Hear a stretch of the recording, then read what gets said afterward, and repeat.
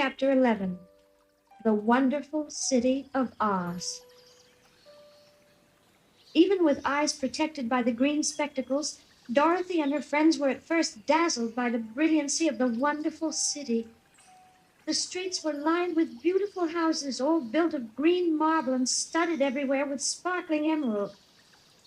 They walked over a pavement of the same green marble, and where the blocks were joined together were rows of emeralds set closely and glittering in the brightness of the sun. The window panes were of green glass.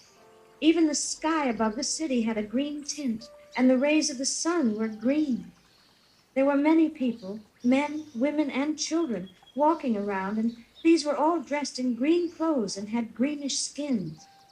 So they looked at Dorothy and her strangely assorted company with wondering eyes, and the children all ran away and hid behind their mothers when they saw the lion, but no one spoke to them. Many shops stood in the street, and Dorothy saw that everything in them was green. So, green candy and green popcorn were offered for sale, as well as green shoes, green hats, and green clothes of all sorts. At one place, a man was selling green lemonade, and when the children bought it, Dorothy could see that they paid for it with green pennies. There seemed to be no horses nor animals of any kind. The men carried things around in little green carts, which they pushed before them. Everyone seemed happy and contented and prosperous. The guardian of the gates led them through the streets until they came to a big building exactly in the middle of the city, which was the Palace of Oz, the Great Wizard.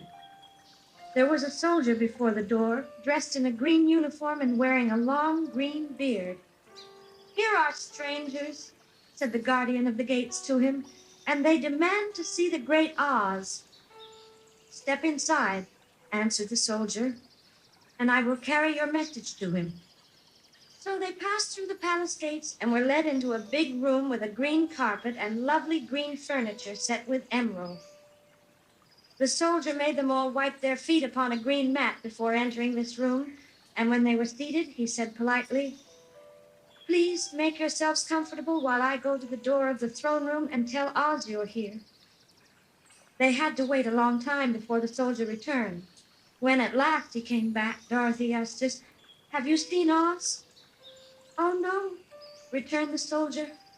"I have never seen him. But I spoke to him as he sat behind his screen and gave him your message. He said he will grant you an audience if you so desire, but each one of you must enter his presence alone, and he will admit but one each day. Therefore, as you must remain in the palace for several days, I will have you shown to rooms where you may rest in comfort after your journey." "Thank you," replied the girl. "That is very kind of Oz." The soldier now blew upon a green whistle, and at once a young girl, dressed in a pretty green silk gown, entered the room. She had lovely green hair and green eyes, and she bowed low before Dorothy as she said, "Follow me, and I will show you your room." So Dorothy said goodbye to all her friends except Toto, and taking the dog in her arms, followed the green girl through 7 passages and up 3 flights of stairs until they came to a room at the front of the palace. It was the sweetest little room in the world, with a soft, comfortable bed that had sheets of green silk and a green velvet counterpane. There was a tiny fountain in the middle of the room that shot a spray of green perfume into the air to fall back into a beautifully carved green marble basin. Beautiful green flowers stood in the windows, and there was a shelf with a row of little green books. When Dorothy had time to open these books, she found them full of green pictures that made her laugh. They were so funny. In a wardrobe were many green dresses made of silk and satin and velvet, and all of them fitted Dorothy exactly. "Make yourself perfectly at home," said the green girl, "and if you wish for anything, ring the bell. Oz will send for you tomorrow morning." She left Dorothy alone and went back to the others. These she also led to rooms, and each one of them found himself lodged in a very pleasant part of the palace. Of course, this politeness was wasted on the Scarecrow, for when he found himself alone in his room, he stood stupidly in one spot just within the doorway to wait until morning. It would not rest him to lie down, and he could not close his eyes, so he remained all night staring at a little spider which was weaving its web in a corner of the room, just as if it were not one of the most wonderful rooms in the world. The Tin Woodman lay down on his bed from force of habit, for he remembered when he was made of flesh, but not being able to sleep, he passed the night moving his joints up and down to make sure they kept in good working order. The lion would have preferred a bed of dried leaves in the forest, and did not like being shut up in a room, but he had too much sense to let this worry him, so he sprang upon the bed and rolled himself up like a cat and purred himself asleep in a minute. The next morning, after breakfast, the Green Maiden came to fetch Dorothy, and she dressed her in one of the prettiest gowns made of green brocaded satin. Dorothy put on a green silk apron and tied a green ribbon around Toto's neck, and they started for the throne room of the Great Oz.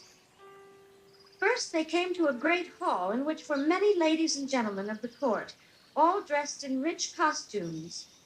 These people had nothing to do but talk to each other, but they always came to wait outside the throne room every morning, although they were never permitted to see Oz.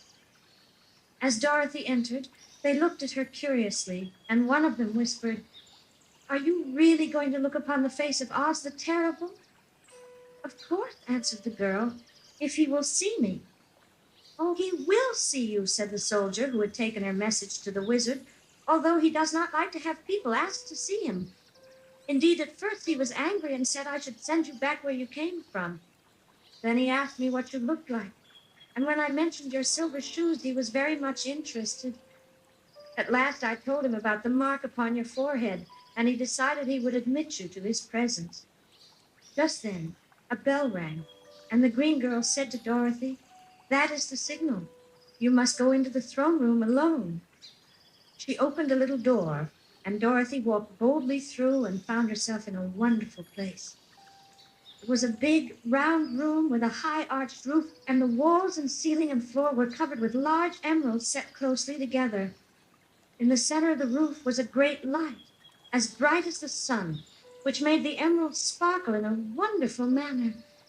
But what interested Dorothy most was the big throne of green marble that stood in the middle of the room. It was shaped like a chair and sparkled with gems, as did everything else. In the center of the chair was an enormous head, without a body to support it or any arms or legs whatever. There was no hair upon this head, but it had eyes and a nose and mouth, and was much bigger than the head of the biggest giant. As Dorothy gazed upon this in wonder and fear, the eyes turned slowly and looked at her sharply and steadily. Then the mouth moved, and Dorothy heard a voice say, "I am Oz, the great and terrible. Who are you, and why do you seek me?" It was not such an awful voice as she had expected to come from the big head, so she took courage and answered, "I am Dorothy, the small and meek. I have come to you for help." The eyes looked at her thoughtfully for a full minute. Then said the voice, "Where did you get the silver shoes?" "I got them from the Wicked Witch of the East, when my house fell on her and killed her," she replied. "Where did you get the mark upon your forehead?" continued the voice. "That is where the good witch of the North kissed me when she bade me goodbye and sent me to you," said the girl. Again the eyes looked at her sharply, and they saw she was telling the truth. Then Oz asked, "What do you wish me to do?" "Send me back to Kansas, where my Aunt Em and Uncle Henry are," she answered earnestly. "I don't like your country, although it is so beautiful, and I am sure Aunt Em will be dreadfully worried over my being away so long." The eyes winked 3 times, and then they turned up to the ceiling and down to the floor and rolled around so strangely that they seemed to see every part of the room. And at last they looked at Dorothy again. "Why should I do this for you?" asked Oz. "Because you are strong and I am weak. Because you are a great wizard and I am only a little girl." "But you were strong enough to kill the Wicked Witch of the East," said Oz. "That just happened," returned Dorothy simply. "I could not help it." "Well," said the head, "I will give you my answer. You have no right to expect me to send you back to Kansas unless you do something for me in return. In this country, everyone must pay for everything he gets. If you wish me to use my magic power to send you home again, you must do something for me first. Help me, and I will help you. What must I do? Asked the girl. Kill the wicked witch of the West, answered Oz. But I cannot, exclaimed Dorothy, greatly surprised. You killed the witch of the East, and you wear the silver shoes, which bear a powerful charm.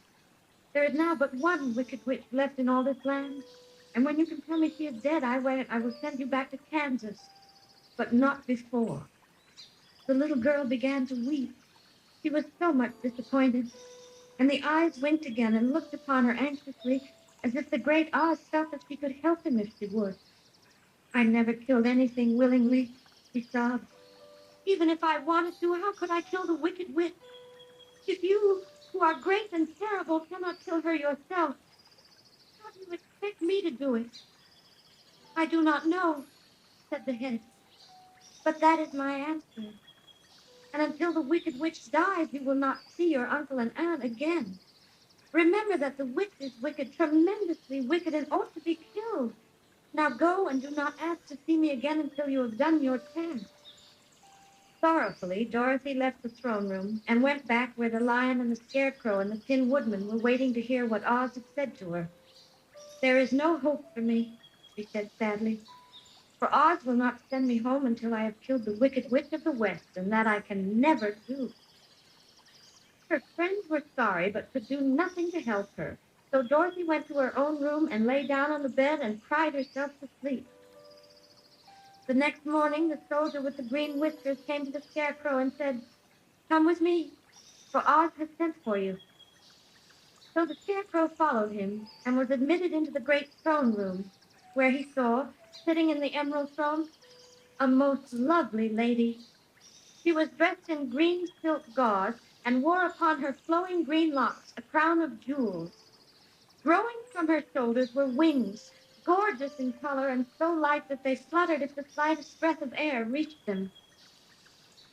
When the Scarecrow had bowed as prettily as his straw stuffing would let him, before this beautiful creature, she looked upon him sweetly and said, "I am Oz, the great and terrible.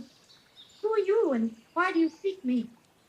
Now the Scarecrow, who had expected to see the great head Dorothy had told him of, was much astonished, but he answered her bravely, "I am only a scarecrow stuffed with straw. Therefore I have no brains, and I come to you praying that you will put brains in my head instead of straw, so that I may become as much a man as any other in your dominions." "Why should I do this for you?" asked the lady. "Because you are wise and powerful, and no one else can help me," answered the Scarecrow. "I never grant favors without some return," said Oz, "but this much I will promise. If you will kill for me the wicked witch of the West, I will bestow upon you a great many brains, and such good brains that you will be the wisest man in all the land of Oz." "I thought you asked Dorothy to kill the witch," said the Scarecrow in surprise. "So I did. I don't care who kills her, but until she is dead, I will not grant your wish. Now go, and do not seek me again until you have earned the brains you so greatly desire." The Scarecrow went sorrowfully back to his friends and told them what Oz had said, and Dorothy was surprised to find that the great wizard was not a head, as she had seen him, but a lovely lady. "All the same," said the Scarecrow, "he needs a heart as much as the Tin Woodman." On the next morning, the soldier with the green whiskers came to the Tin Woodman and said, "Oz has sent for you. Follow me."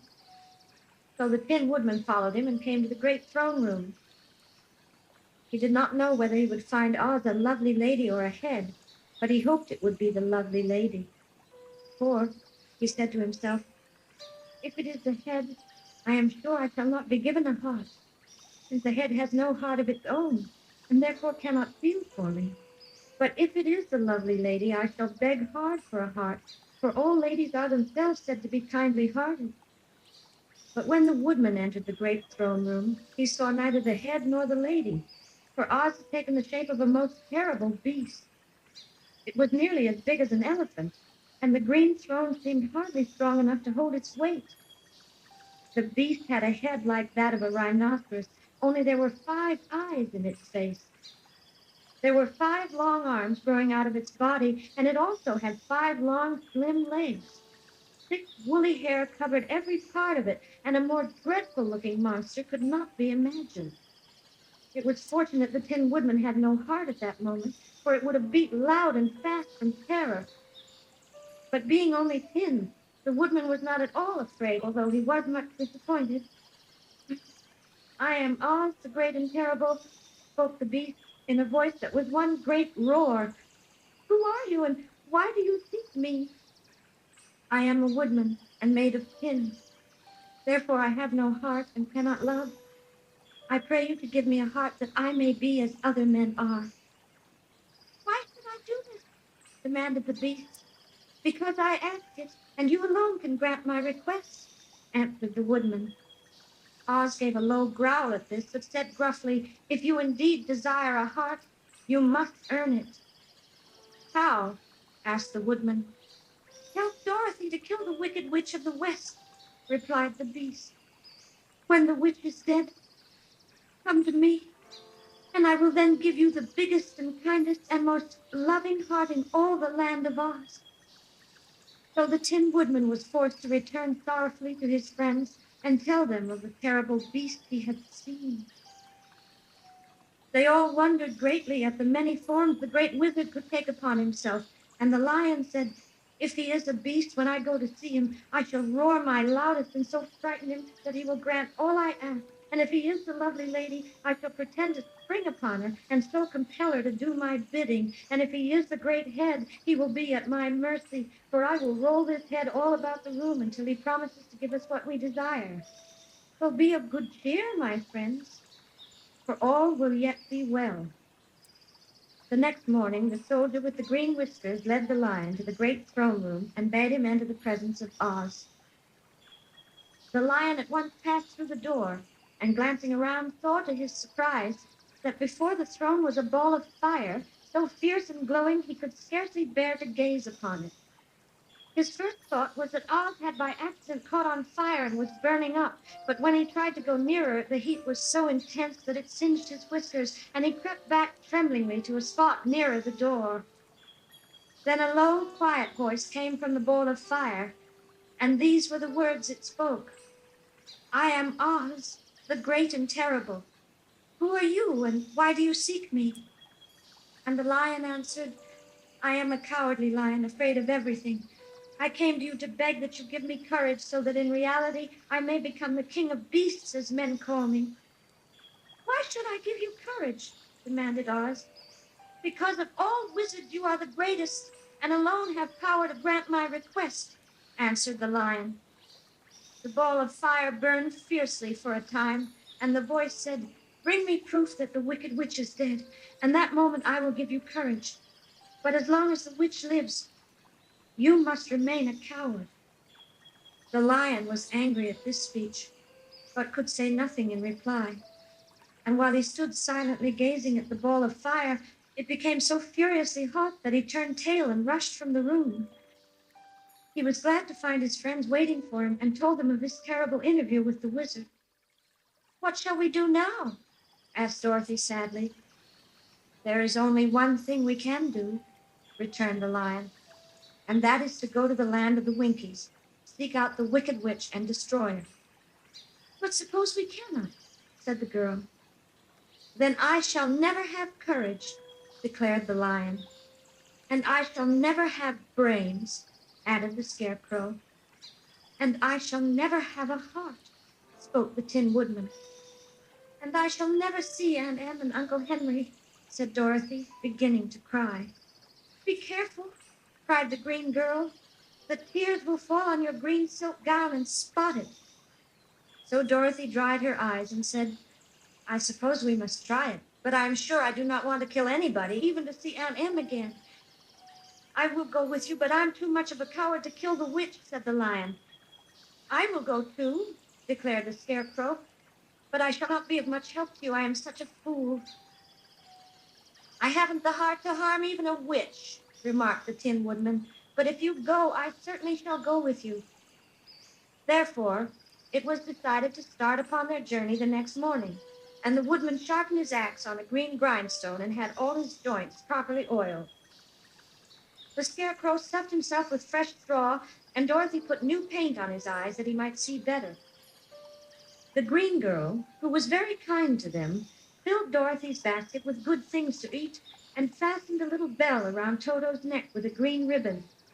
They went to bed quite early and slept soundly until daylight, when they were awakened by the crowing of a green that lived in the backyard of the palace and the cackling of a hen that had laid a green egg.